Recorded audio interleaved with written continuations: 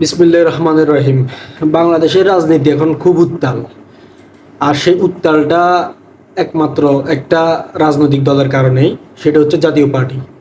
এখন জাতীয় পার্টিকে নিষিদ্ধ করতে হবে, এবং কোটা রাশেদ বিপি নূর এরা একটা জাতীয় পার্টির অফিসের সামনে গিয়ে একটা ভাঙচুর করেছে, সেটা আপনারা সবাই জানেন।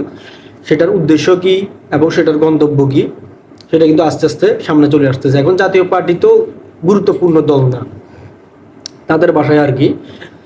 যারা এখন জুলাই যোদ্ধা বা 24-এর যোদ্ধা যারা নিজেদেরকে দাবি করে, যে মানুষগুলো দাবি করে, যে দলগুলো দাবি করে, ওরা নিজেরাই বলে যে জাতীয় পার্টি আপনার কোনো দল না, জাতীয় পার্টি থাকা যে না থাকায় সে জাতীয় পার্টির আপনার অবস্থান নাই। তো এখন জাতীয় পার্টি ব্যান করার জন্য তাদের সবচাইতে বড় অভিযোগ কি, জাতীয় পার্টি আওয়ামী লীগকে অবৈধভাবে ক্ষমতায় থাকার জন্য সাপোর্ট দিয়েছে। জাতীয় পার্টি যদি আওয়ামী লীগকে যদি সাপোর্ট না দিত, জাতীয় পার্টি যদি আওয়ামী লীগের সাথে যদি না থাকতো, গৃহপালিত যদি বিরোধী দল না হতো, তাহলে জাতীয় পার্টি যদি গৃহপালিত বিরোধী দল না হতো, আওয়ামী লীগ কখনোই এই অবৈধভাবে আপনার ইলেকশনও করতে পারতো না, আর এত বছর ধরে আপনার ক্ষমতায় থাকতে পারতো না। এই কথাগুলো, অভিযোগগুলো কার? সেগুলো হচ্ছে আপনার এই যে যারা জুলাই যোদ্ধা বা যারা বর্তমানে রাজনীতিতে উঠার চেষ্টা করতেছে সেই মানুষগুলো বা সেই দলগুলোর। এখন কথা হচ্ছে যে জাতীয় পার্টির বিরুদ্ধে সবচেয়ে বড় দোষ হচ্ছে জাতীয় পার্টি আওয়ামী লীগের ডোনার হিসেবে, রাজনৈতিক ডোনার হিসাবে এই আওয়ামী লীগকে বৈধতা দিয়েছে বিভিন্ন নির্বাচনে। এখন কথা হচ্ছে যে জাতীয় পার্টি শুধু দোষ, জিএম কাদের একটা কথা বলেছিল যে আপনারা হালুয়া রুটি খেলে দোষ নাই, আর আমরা সামনে দিয়ে হেঁটে গেলে দোষ। তো এটা আসলে জিএম কাদের যে বলেছে এটা তো মিথ্যা বলে নাই। কেননা কেন জিএম কাদের এই কথাটা বলবেন না? আপনি দেখেন, লক্ষ্য করে দেখেন, আওয়ামী লীগ আমলে এখন যারা যারা আপনার এনসিপি নেতা বলেন, যারা আওয়ামী লীগ পতন করার জন্য, আওয়ামী লীগকে ক্ষমতাচ্যুত করার জন্য যারা সবচাইতে বড় সামনে থেকে নেতৃত্ব দিয়েছে, এই যে হাসনাত বলেন, সার্জিস বলেন, তারপর যে এনসিপি নেতারা বলেন, এরা কি আওয়ামী লীগের ডোনার ছিল না? এরা কি আওয়ামী লীগের দোষর ছিল না? জাতীয় পার্টিকে যদি দোষর বলতে হয়, তাহলে এই হাসনাত সার্জিসদেরকেও কিন্তু বলতে হবে। কারণ আমরা তো দেখেছি, হাসনাত বলেন, সার্জিস কত সুন্দরভাবে আপনার বঙ্গবন্ধুকে নিয়ে আপনার ভাষণ দিয়েছে, কবিতা পাঠ করেছে। এই ধরনের ভাষণ আমার মনে হয় না জাতীয় পার্টির কোনো নেতা বঙ্গবন্ধুকে নিয়ে দিয়েছে। বঙ্গবন্ধুকে সম্মান করে ঠিক আছে, তবে জাতীয় পার্টির কোনো নেতা এই আপনার হাসনাদের মতো এত সুন্দর করে আবৃত্তি করে আমার বঙ্গবন্ধু বলে কিন্তু কখনোই কিন্তু আপনার বক্তব্য পাঠ করে নাই, কবিতা পাঠ করে নাই, ঠিক আছে? তো জাতীয় পার্টি থেকে তাহলে তো বড় ডোনার বলতে হবে, বড় দোষর বলতে হবে আপনার সার্জিসকে। আর হাসনাদের কথা কি বলবো? জাতীয় পার্টির কোনো নেতা বঙ্গবন্ধুকে জন্মদিনের শুভেচ্ছা জানিয়েছে বলে আমার চোখে পড়ে না। কিন্তু হাসনাদ যে বঙ্গবন্ধুকে একেবারে বঙ্গবন্ধু এক মহান নেতা, এই ধরনের যে কথাগুলো বলে আপনার ফেসবুকে যে পোস্ট দিয়েছে, তো পোস্টগুলো তো এখনো আছে। আমার তো মনে হয় না জাতীয় পার্টির কোনো নেতা বঙ্গবন্ধুকে নিয়ে এত আবেগময় পোস্ট দিয়েছে, আমার তো মনে হয় না। তো এখন কথা হচ্ছে যে আপনার জাতীয় পার্টি যদি আওয়ামী লীগের যদি দোষরই হতে হয়, তাহলে তো সবচেয়ে বড় দোষর তখন যারা ছিল আওয়ামী লীগ ক্ষমতা থাকা অবস্থায়, যারা দোষর ছিল। আমি যদি আপনার জাতীয় পার্টিকে যদি 1 নম্বরে রাখি, তাহলে 2, 3, 4 নম্বরে কাদের নামগুলো আসবে? এই লোকগুলোর নাম তো চলে আসবে। যারা হাসনাত বলেন, সার্জিস বলেন, এনসিপি নেতারা, যারা গুরুত্বপূর্ণ নেতা, যারা এখন সবচেয়ে বড় আওয়াজ দেয় আওয়ামী লীগের বিরুদ্ধে যারা আওয়াজ দেয়, বঙ্গবন্ধুর বিরুদ্ধে যারা আওয়াজ দেয়, তারাই তো সবচেয়ে বড় আপনার আওয়ামী লীগ ছিল তখনকার সময়। আমরা দেখেছি না, আপনার সাদিক কায়েম শিবিরের আপনার নেতা, এখন ডাকসুর বিপি ক্যান্ডিডেট সাদিক কায়েম, যে আপনার ছাত্রলীগের সাথে যে মিলে নৌকা হাতে তালি দিয়েছে, তো সেগুলো তো আমরা দেখেছি। দেশ আমার দায়িত্ব আমার, তার একটা লাল গেঞ্জিতে লেখা। সেই সময়তে সেই ছাত্রলীগের নেতাদের সাথে একসাথে হয়ে সে আপনার মিটিং করেছে, মিছিল করেছে, বিভিন্ন আন্দোলনে সে সক্রিয় ছিল। আমার তো মনে হয় না ছাত্রলীগের একজন আপনার সমর্থক বা আওয়ামী লীগের একজন সমর্থক, সক্রিয় কর্মী না, একজন সমর্থকও ওই ধরনের কাজ করে না, যে কাজগুলো সাদিক কায়েম আপনার ছাত্রলীগের সাথে অংশীদার হয়ে করেছে। তো ছাত্রলীগের তাহলে যারা সমর্থক আছে, সাধারণ সমর্থক, এদের থেকে তো কিন্তু আপনার সাদিক কায়েম হচ্ছে সবচেয়ে বড় ছাত্রলীগ, ঠিক আছে না? তো যারা সমর্থক, যেগুলোকে এখন আপনার বিভিন্ন মামলা বিভিন্ন অবৈধভাবে ধরতেছে, তাদের আগে তো আপনার সাদিক কায়েমদেরকে ধরা উচিত।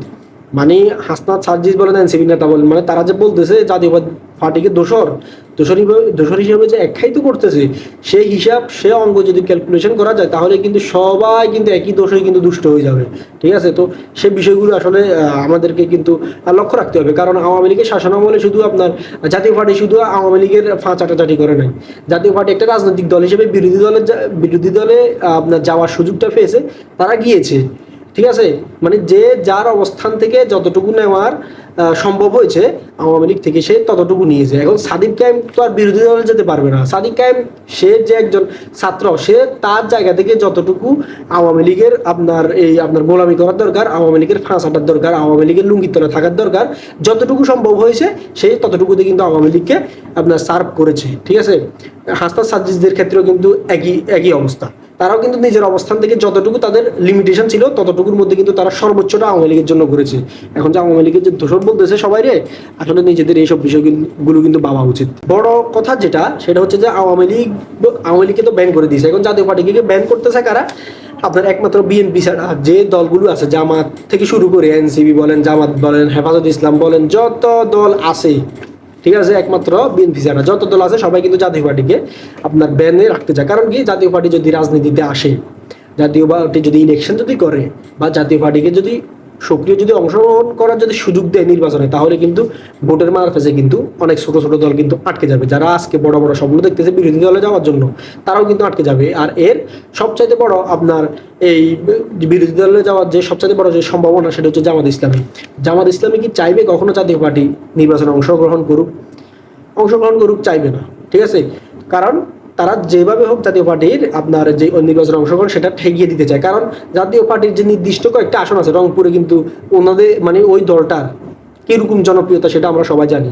আর আপনার রাজনীতির মাঠে আওয়ামী লীগ বিএনপি সবচাইতে বড় দল, কিন্তু আপনার সংসদীয় জায়গায় আওয়ামী লীগ বিএনপির পরে সবচাইতে আপনার বড় রাজনৈতিক দল হচ্ছে আপনার জাতীয় পার্টি, মানে পার্লামেন্টের আসন হিসেবে আর কি। জাতীয় পার্টি কিন্তু তৃতীয় নম্বরে অবস্থানে থাকে, মানে আসন পাওয়ার মধ্যে। তো সেই দলটা যদি এখন যদি না থাকে, নির্বাচনে যদি অংশগ্রহণ না করে, বা সেই দলটাকে যদি ঠেকিয়ে দিতে পারে, তাহলে এখানে সবচাইতে বড় বেনিফিশিয়ারি হবে কে? জামাত ইসলাম এবং ছোট ছোট যে দলগুলো আছে তারা। এখন এটা হচ্ছে এক।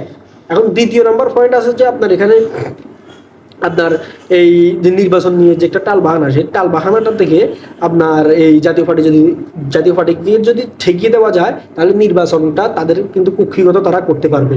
এই জামাত বলেন, এনসিপি বলেন, বা হেফাজত বলেন, মানে যেসব মানে ইসলামী আন্দোলন, মানে যেসব রাজনৈতিক দলগুলো আছে বিএনপি ছাড়া, এখন বিরোধী দলের যেসব রাজনৈতিক দলগুলো আছে, বিএনপি ছাড়া এখন যে রাজনৈতিক দলগুলো অবস্থান করতেছে মাঠে ঘাটে, তারা কিন্তু সবাই ঐক্যজোট হবে। ঠিক আছে, তারা যদি সবাই যদি ঐক্যজোট হয়, এবং তারা যে পিএন নির্বাচনের কথা যে বলতেছে, এই ছোট ছোট যে দলগুলো আছে, একমাত্র বিএনপি ছাড়া কিন্তু সবাই কিন্তু পিএন নির্বাচন চাচ্ছে।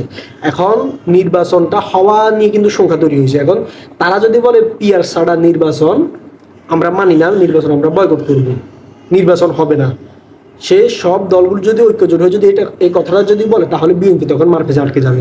যদি জাতীয় পার্টি যদি না থাকে, তাহলে বিএনপি একা হয়ে যাবে। তখন বিএনপির কথার কোনো গুরুত্ব থাকবে না। বিএনপির রাজনৈতিক বড় দল বিএনপি বাংলাদেশের আপনার ক্ষমতায় আসার সম্ভাবনা সবচাইতে বেশি, কিন্তু যখন নির্বাচনের প্রশ্ন আসবে, তখন কিন্তু ওই যে ছোট ছোট রাজনৈতিক দল, জামাত সহ যেসব দলগুলো আছে, গণ অধিকার পরিষদ, তারপর ইসলামী আন্দোলন বাংলাদেশ, তারপরে যে আপনার এবি পার্টি, তারপরে গিয়ে আপনার এই যে ছোটখাটো যে দলগুলো আছে আর কি, যারা তো আপনার এমনিতে ইলেকশন করে আপনার সংসদে যাওয়ার সম্ভাবনা নাই, তো সেই সব দলগুলো সবাই ঐক্যজোট হয়ে কিন্তু নির্বাচনটা বয়কট করে, মানে নির্বাচন তারা থামিয়ে দিতে পারে। এটা একটা কিন্তু সম্ভাবনা আছে। ঠিক আছে, জাতীয় পার্টি যদি থাকে, আপনার জাতীয় পার্টির রাজনীতি যদি আপনার অ্যাক্টিভ থাকে, বা যদি নির্বাচনে অংশগ্রহণ করে, তাহলে জাতীয় পার্টি কিন্তু বিএনপির সাথে এক হয়ে তাদের কিন্তু এই ধরনের প্ল্যান প্রোগ্রাম কিন্তু বানচাল করে দিতে পারে। ঠিক আছে, এটাও কিন্তু তাদের একটা ভয় যে জাতীয় পার্টিকে যেভাবে হোক বিতাড়িত করতে হবে। এখন তারা তো বিএনপিকে বিতাড়িত করতে পারতেছে না, বিএনপিকে কি নামে বিতাড়িত বা কি আপনার অজুহাত দিকে বিতাড়িত করবে, সেটা তো সম্ভব না। তো সেই জন্য বিএনপিকে যে সাপোর্টটা যে ভবিষ্যতে দিতে পারবে, মানে নির্বাচন হওয়ার জন্য বিএনপির সুর মিলে কথা বলতে পারবে যে দলটি, সেটা হচ্ছে জাতীয় পার্টি। যেহেতু এখন আওয়ামী লীগ নেই, আওয়ামী লীগের হিসাবটা বাইরে, জাতীয় পার্টি বিএনপিকে সেই সুযোগটা, মানে বিএনপি সুর মিলিয়ে কিন্তু কথা বলতে পারবে। নির্বাচন চাওয়ার জন্য তাদের অবস্থান কিন্তু জানা দিতে পারবে। কিন্তু সেই অবস্থানটা যাতে জানা না দিতে পারে এবং বিএনপি যাতে একা হয়ে যায়, সেই জন্য কিন্তু তারা জাতীয় পার্টির রাজনীতি বন্ধ করার বা জাতীয় পার্টিকে নির্বাচনে অংশগ্রহণ না করতে দেওয়ার আপনার এই সবচেয়ে অন্যতম একটা কারণ হচ্ছে এটা হচ্ছে 2। এবং আর যদি আমি যদি ছোটখাটো যদি কারণগুলো ধরি, সেই কারণগুলো কিন্তু এখানে অনেক কারণ কিন্তু উল্লেখ করা যাবে, কিন্তু বড় জোর হচ্ছে এই বিষয়গুলো। এখন তারা চাচ্ছে যে আপনার জামাত সহ যেসব ছোটখাটো দলগুলো আছে, তারা যদি একটা আপনার ঐক্যজোট হয়ে যদি বিরোধী দলে বসতে পারে, এটা হচ্ছে তাদের সবচেয়ে বড় টার্গেট। এবং জাতীয় পার্টির এখানে সবচেয়ে বড় বিষয় হচ্ছে যে আওয়ামী লীগের যে ভোটারগুলো আছে সেই ভোটারগুলো কিন্তু জাতীয় পার্টির ব্যালটে কিন্তু চলে আসতে পারে। এখন জাতীয় পার্টির ব্যালটে যদি আওয়ামী লীগের ভোট চলে আসে, তাহলে জামাত সহ যে ছোট দলগুলো যে ঐক্য জোড় হয়ে যে বিরোধী দলে যাওয়া যে স্বপ্ন দেখতেছে, কলা দেখতেছে, তাদের মুখে কিন্তু আপনার একেবারে যে সাগর গেলা আছে, সাগর গেলা কিন্তু সবগুলো কিন্তু ঢুকে যাবে। ঠিক আছে, তারা আর বিরোধী দল হওয়া লাগবে না। জাতীয় পার্টি যদি আওয়ামী লীগের যদি ভোট সবগুলো যদি পেয়ে যায়, পাওয়াটা মানে অসম্ভব বলে কিছুই না। যেহেতু আপনার জাতীয় পার্টি আওয়ামী লীগ একসময় জোট ছিল, এখন আওয়ামী লীগের ভোটাররা যদি চিন্তা করে জাতীয় পার্টি তাদের জন্য নিরাপদ, বা আওয়ামী লীগের অনুপস্থিতিতে জাতীয় পার্টিকে যদি তারা যদি ভোট দিতে যদি চায়, এটা অসম্ভব কিছু না। তাহলে কিন্তু আপনার যেই দলগুলো এখন আপনার আপনার চোখে যে আপনার রঙিন স্বপ্ন দেখতেছে, সেই স্বপ্নটা কিন্তু দুঃস্বপ্ন পরিণত হবে। জাতীয় পার্টি যদি আওয়ামী লীগের যদি ভোট যদি পেয়ে যায়, এখন ভোট পাবে নাকি না পাবে সেটা আসলে এখনো বোঝা যাবে, সেটা ভোট হলে তখন বোঝা যাবে। কিন্তু যদি হয়ে যায় এই ধরনের ঘটনা, তাহলে কিন্তু সমস্যা আছে ভাই, জাতীয় পার্টি বিরোধী দল হয়ে যাবে।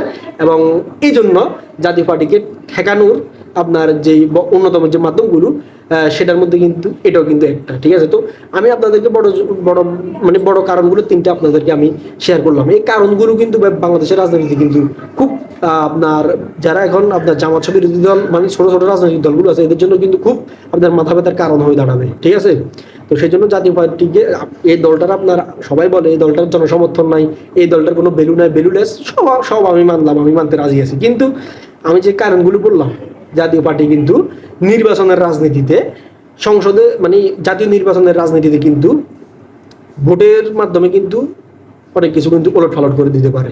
জনসমর্থন যা আছে রংপুরের, যে তাদের আসন ভিত্তিক যে জনপ্রিয়তা আছে, সেটার মাধ্যমে কিন্তু রাজনীতিতে তারা অনেক কিছু কিন্তু চেঞ্জ করে দিতে পারে।